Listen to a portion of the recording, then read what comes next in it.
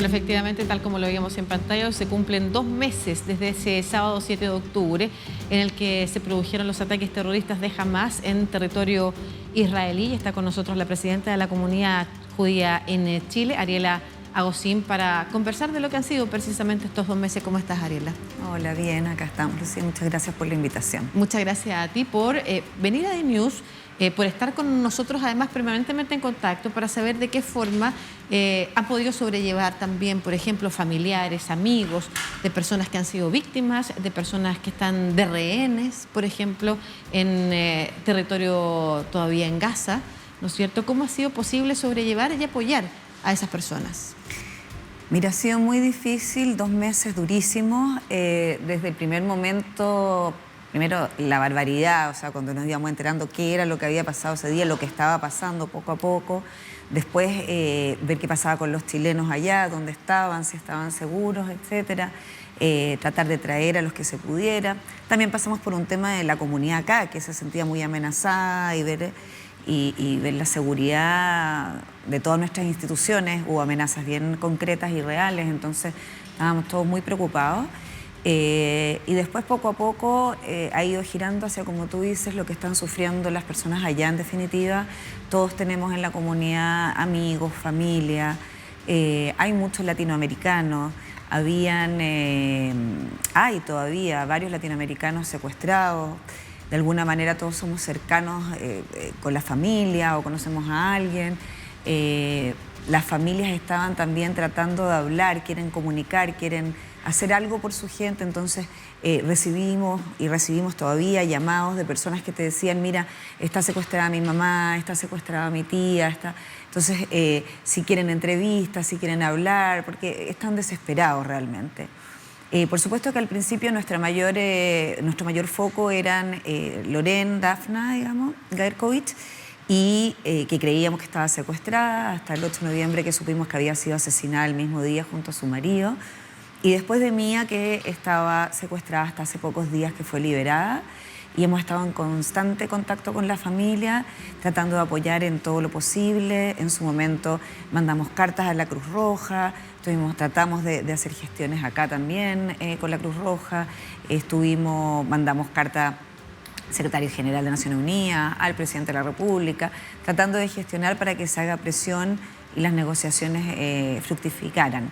Todavía quedan 138 rehenes, y es muy terrible pensar en eso. Yo vi ayer un padre de 2 argentinos hermanos, está desesperado, o sea, están angustiadísimos.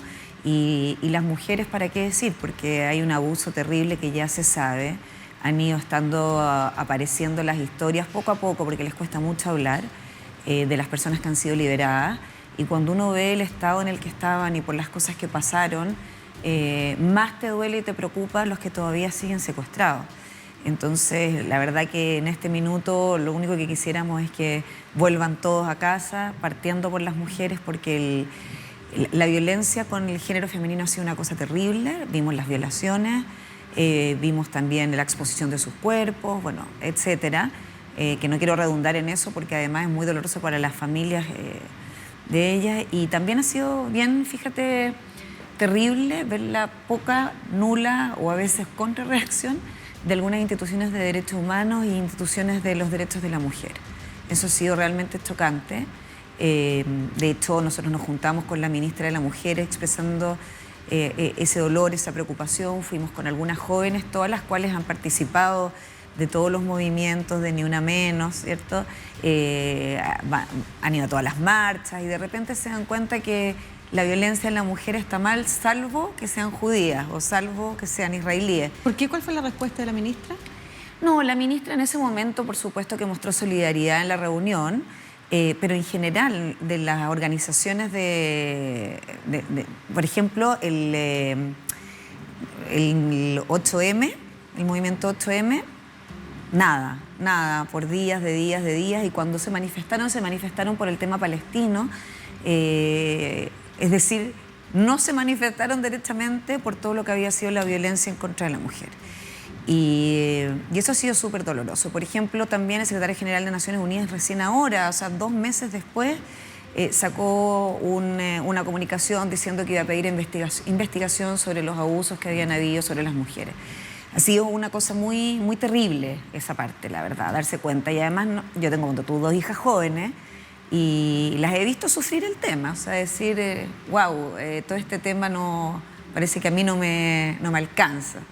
Y en Estados Unidos también se ha visto violencia en los campus. Hubo una explosión de antisemitismo muy grande antes que Israel contestara o reaccionara. O sea, fue una cosa como inmediata. Y entonces ha sido un proceso de 2 meses de mucho shock, dolor, ver cómo enfrentarlo, levantar la cabeza y decir, bueno, hay que seguir luchando, no podemos bajar los brazos y tiene que haber gente que siga estando con los derechos humanos en general y no de manera sesgada. Y creo que sí, que la hay. Así que yo no pierdo la esperanza y no pierdo las ganas también de trabajar porque la situación mejore, porque los secuestrados vuelvan, porque finalmente llegue la paz a la región. Y bueno, y ese ha sido más o menos el proceso. Hablabas del caso de Mía, que es la chilena que pudo ser liberada, y pudo ser liberada en el marco de la extensión de la tregua, sí, ¿no es cierto? No estaba al menos en el listado de los rehenes liberados a cambio de presos palestinos.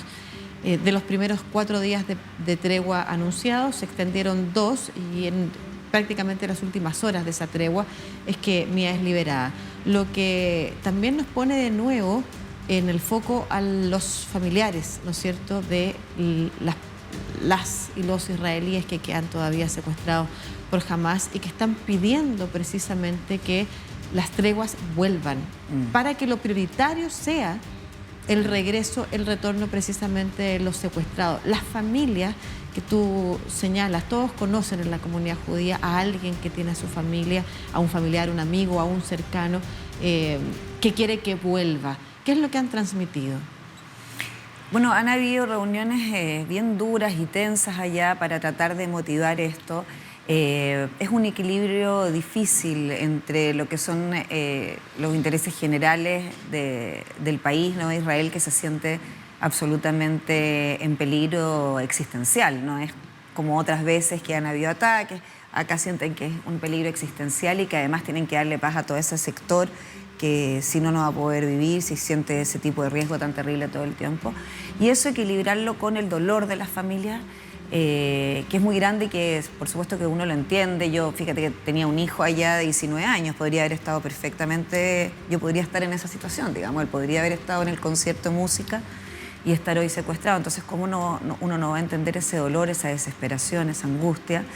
Y bueno, ahí es muy difícil porque también cuando se estaba en los últimos días, las condiciones que ponía Israel era que devolvieran a el resto de los niños y mujeres que estaban para seguir manteniendo la tregua.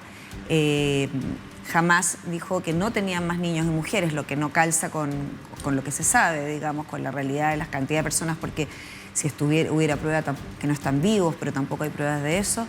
Y ahí fue que se rompió la tregua y bueno, yo no soy una experta en materia de guerra, pero claramente se decidió que la mejor estrategia era seguir adelante hasta que realmente hubiera una intención honesta por devolver a los rehenes. ¿Y ahí cómo se contiene a los familiares? Que como tú lo has dicho, hay discusiones tensas, hemos visto precisamente en el Parlamento israelí, en el Knesset, esas tensiones, ¿no es cierto?, de los familiares que piden que esa sea la prioridad, que se hagan los máximos esfuerzos. Hay una decisión estratégica, como tú mencionas, Ariela, que es distinta. ¿De qué manera se puede contener humanitariamente ahora precisamente a esas personas? Bueno, se ha armado todo un ambiente para darles esa contención. Ellos están todos juntos, las familias, están con tratamiento psicológico. La gente de la calle que no tiene a alguien secuestrado va, los apoya, los acompaña. Los políticos también están tratando de decirles que ellos son la prioridad y que en la medida que se pueda se va a hacer. Esa es la prioridad, claramente esa es la prioridad. Y también desde fuera nosotros tratamos de estar en comunicación, como estuvimos con la familia de Mía en Argentina, que había muchos secuestrados también, han estado constantemente.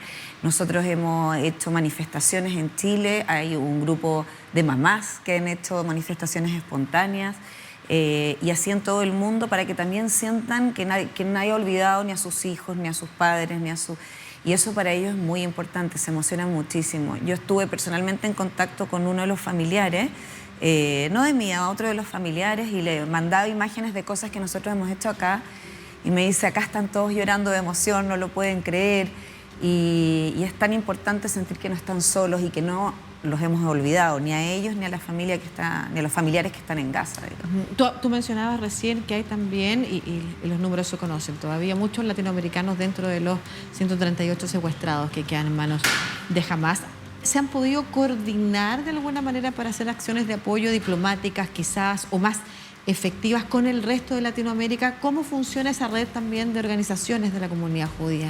Sí, nosotros estamos muy coordinados. De hecho, te cuento que se acaban de ir ayer, fue el foro estratégico del American Jewish Committee, del Comité Judío Americano, donde estuvieron líderes y presidentes de las comunidades judías de toda Latinoamérica, Estados Unidos, Portugal y España, conversando sobre, bueno, esto está organizado hace mucho tiempo. Pensamos que íbamos a estar conversando otras cosas, pero obviamente la tragedia del 7 de octubre y la guerra se tomó un poco el foro y hablamos, compartimos mucho las experiencias, qué se puede hacer, cómo les ha ido a ellos con las distintas acciones que han hecho.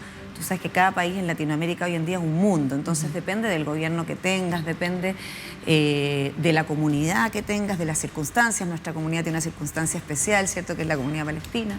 Entonces se comparten todas las experiencias, las cosas que resultan se hacen en los otros países y estamos en constante apoyo y bueno, además el idioma, porque salen cosas en español, entonces nos compartimos las cosas que salen en español.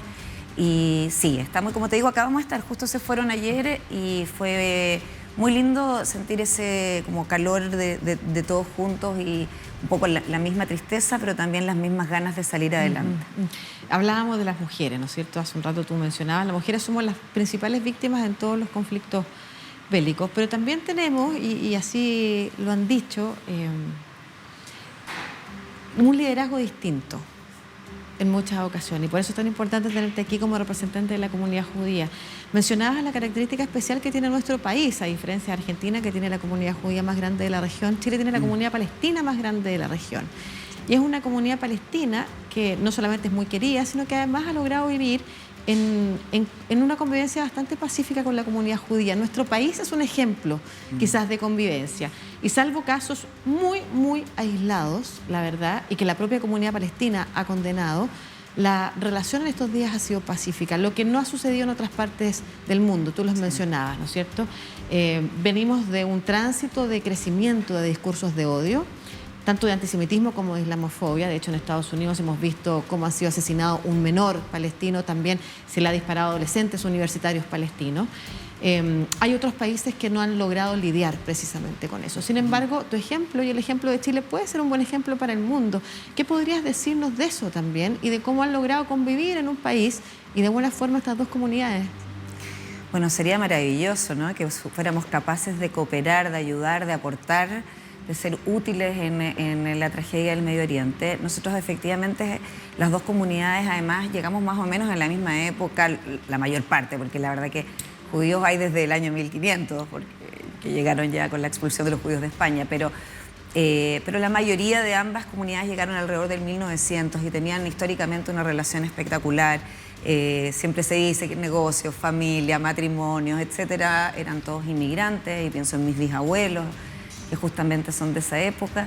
Y después, poco a poco, en algunos momentos ha habido mucha tensión, ha habido extremos y los extremos no ayudan en nada, no cooperan. Nosotros somos muy insistentes en decir que en vez de, justamente lo que tú dices, que en vez de importar el conflicto, exportemos la buena experiencia. Y ojalá que así sea. Yo creo que también el hecho de que la mayor parte de la comunidad palestina de Chile sea cristiana les da una visión distinta también respecto del extremismo islámico, porque hay muchos musulmanes que viven adentro de Israel y se convive también de manera fantástica. Pero la verdad es que creo que nosotros hemos logrado hacer una buena convivencia.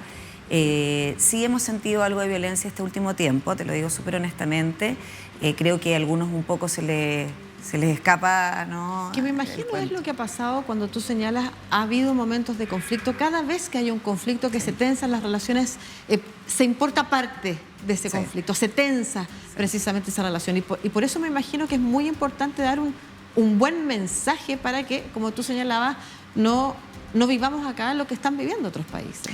En ningún caso. Creo que lo último que necesita Chile es estar importando conflictos de otras latitudes, y por lo tanto nuestro llamado es constante y permanente a que mantengamos la paz acá, a ver si podemos aportar algo a la paz allá. Y ya que tenemos una cultura común que es la chilena, porque al final somos todos chilenos y nos criamos acá y hemos sido educados y somos varias generaciones, bueno, por lo menos en mi caso, que aprovechemos eso, que mostremos que se puede convivir, que se puede coexistir, que hay una manera distinta de hacer las cosas y quizás juntos buscar incluso soluciones. Estoy siendo un poco ambiciosa, ¿no?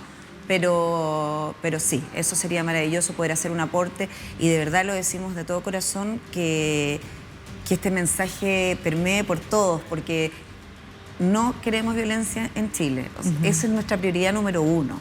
Y digo, a nivel político, a nivel de las personas que no están en las dirigencias, y al nivel de las dirigencias también, claro, por supuesto. que sí. Y que eso permee, como tú dices, en el mundo, sea un buen ejemplo y un gran ejemplo en el que nos cuenta Ariel Lagosín, presidente de la Comunidad Judía en Chile, precisamente de lo que pasa en nuestro país, que puede ser un ejemplo para la región y que pueda también insumar experiencias de convivencia al resto del mundo, y en particular a lo que está pasando en Medio Oriente. Un abrazo gigante de nuestra parte a toda la comunidad, y en particular a las personas que están siendo todavía afectadas porque sus familiares no regresan. Un apoyo para ellas, y muchas gracias a ti, Ariela, por estar acá.